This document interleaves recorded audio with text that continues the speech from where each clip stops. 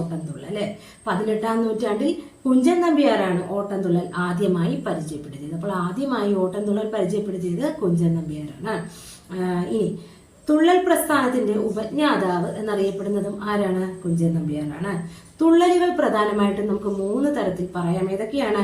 ഓട്ടംതുള്ളൽ, പറയൻതുള്ളൽ, ശീതങ്കൻ തുള്ളൽ. അപ്പൊ തുള്ളലിൽ തന്നെ 3 തരത്തിൽ പറയാം. ഏതൊക്കെയാണ്?